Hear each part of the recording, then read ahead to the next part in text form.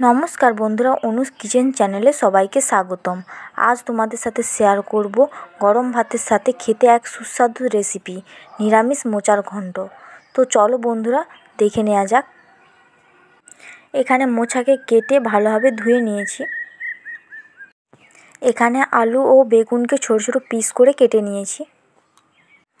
এখানে কড়াতে পরিমাণ মতো সরষের তেল গরম করতে দিয়েছি। আপনারা চাইলে সাদা তেল ব্যবহার করতে পারেন। তেল গরম হয়ে গেছে, এরপর কেটে রাখা আলু বেগুনগুলো তেলে দিয়ে দিলাম।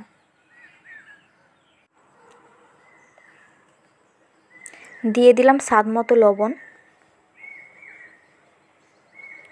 এবার আলু বেগুনগুলোকে ভালোভাবে ভেজে নেব। আলু ও বেগুন ভাজা হয়ে আসলে দিয়ে দিলাম মোচা।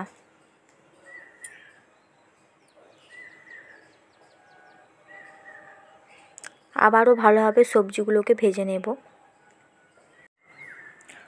সবজিগুলো ভাজা হয়ে গেছে, দিয়ে দিলাম 2 চামচ হলুদ গুঁড়ো,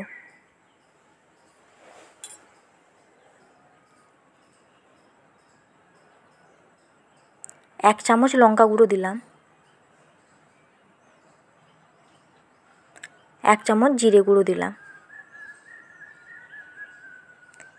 এরপর উপকরণগুলো ভালোভাবে মিক্সড করে নেব। দিয়ে দিলাম পরিমাণ মতো আদা বাটা,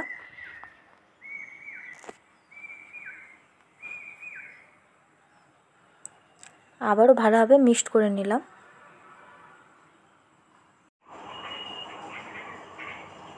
পরিমাণ মতো জল দিয়ে সবজিগুলোকে সেদ্ধ করে নেব।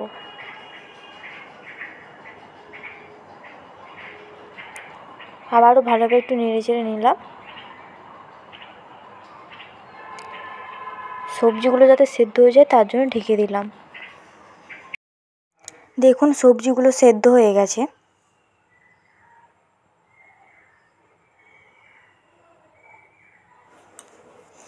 দিয়ে দিলাম ছোলা।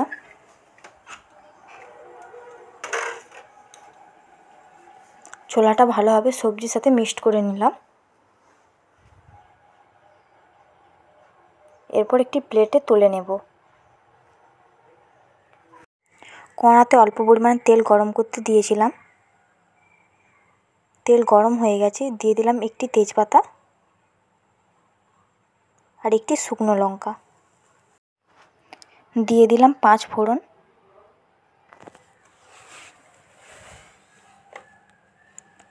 আর সামান্য পরিমাণে চিনি।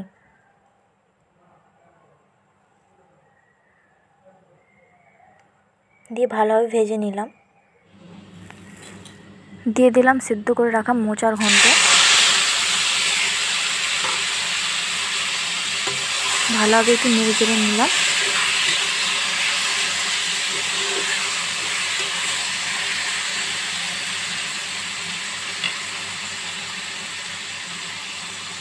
দিয়ে দিলাম 1 চামচ ঘি।